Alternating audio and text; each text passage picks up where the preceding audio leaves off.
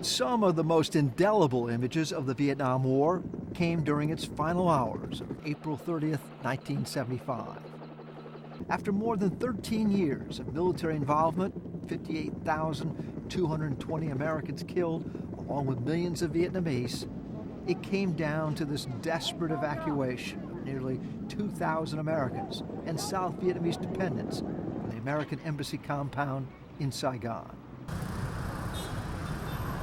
The former American embassy here in Saigon, which is now called Ho Chi Minh City, was torn down years ago. It wasn't until 1995, after diplomatic relations were restored, that a consulate was reopened here on the same grounds as the United States' very dramatic exit from what they call here the American War. The reason I stayed behind is that I'd been there at the beginning, say 1962, and I'd covered it throughout those intervening years. So I felt that I just had to stay behind to see what would happen to Saigon when the communists arrived. Peter Arnett earned a Pulitzer Prize for his Vietnam reporting for the Associated Press. The Caravel Hotel was the center of American network news. He and other Western journalists have come back to a much different Ho Chi Minh City for the 40th anniversary of the fall of what they knew as Saigon in 1975. And the Viet Cong would be firing up at the helicopter. So there was a fireworks display every evening. Many of these veteran journalists thought the eventual takeover of Vietnam was inevitable after the North Vietnamese's Tet Offensive of 1968 in several key cities, closely followed by peace negotiations and the gradual drawdown of American forces starting in 1969. The North Vietnamese took over as much as a third of South Vietnam during their Easter Offensive of 1972. I see people die almost every day for my eye. Nick Utt's iconic photograph of a young Vietnamese girl accidentally hit with napalm during the North Vietnamese invasion of the South marked the beginning of the end of the diminishing public support for the war by many Americans. Right at the beginning, see that picture in the photo, anti-war everywhere. That is it, maybe war may be over. Only a teenager at the time, Nick Utt was a self-taught photographer who had replaced his photographer brother killed earlier in the war. He covered the collapse of the South Vietnamese Army and the mass exodus of retreating military and civilians, all seeking a last sanctuary in the Saigon area in April 1975. Even me, I don't think Saigon for like next 2 months, maybe they continue fight, maybe 2-3 years. Photojournalist Nick Wheeler, on assignment for Newsweek and UPI, covered the fall of Bien Hoa, the last major military base just outside of Saigon, and the initial shelling of the city. On the morning of April 29th, the advancing North Vietnamese artillery had shut down the airlift out of Tan Son Nhut Airport, forcing the Americans to implement their backup evacuation plan. The signal was to be through Armed Forces Network radio, which was going to be playing "I'm Dreaming of a White Christmas" over the radio. And when we heard that, that meant grab your bag and go to the evacuation point. Wheeler's bus ended up at the American Embassy, which was besieged by thousands of South Vietnamese, many of them connected with the American war effort. They believed they would be evacuated along with the Americans. Once we found out we couldn't get in through the gates, was to basically just climb over the wall, and then we were helped down and had to jump down on the other side, and once we were in, then it was a very different scene from out on the streets. Makeshift helipads were created in the compound's courtyard and atop the embassy itself for shuttling the last of the Americans and Vietnamese who were able to get into the embassy compound so they could be flown to American naval ships standing by off the coast. Well, we were given the order to fall back into the embassy itself, and then we secured the doors. While falling back and looking at these people and looking at their eyes, and you could just see the fear. Former Marine security guards John Gillian and Bill Newell were part of the last American military unit sent to Vietnam for the evacuation. The American ambassador, Graham Martin, reluctantly boarded one of the last helicopters out just before dawn on the morning of April 30th and has been criticized for delaying the evacuation.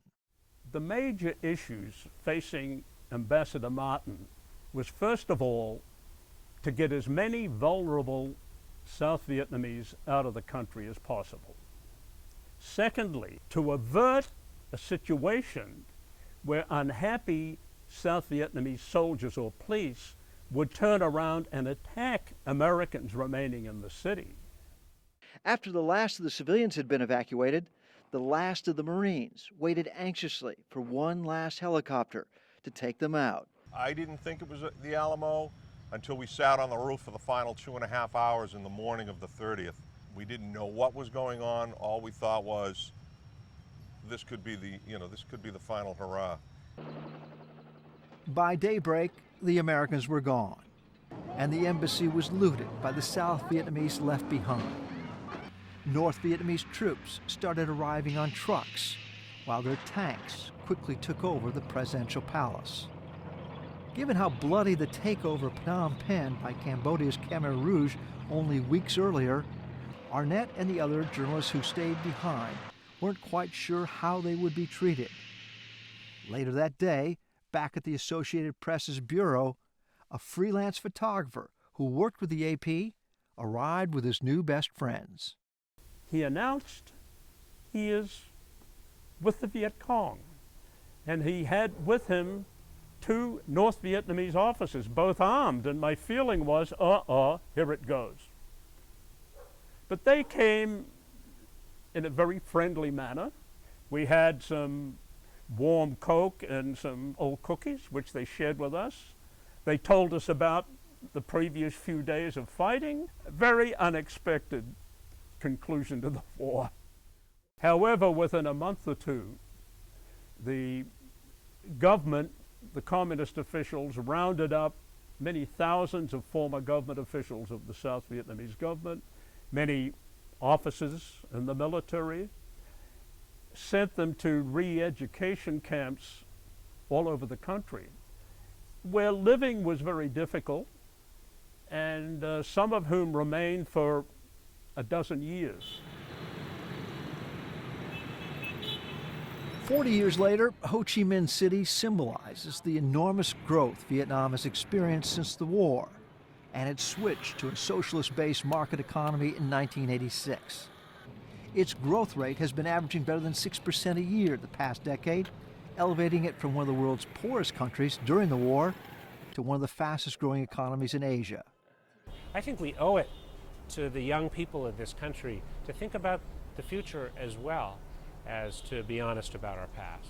U.S. Ambassador Ted Osius briefed a veterans group here for the anniversary on how the U.S. is spending more than $130 million in assistance this year, mostly to help Vietnam deal with UXOs, unexploded ordnance, and the Agent Orange defoliant used during the war.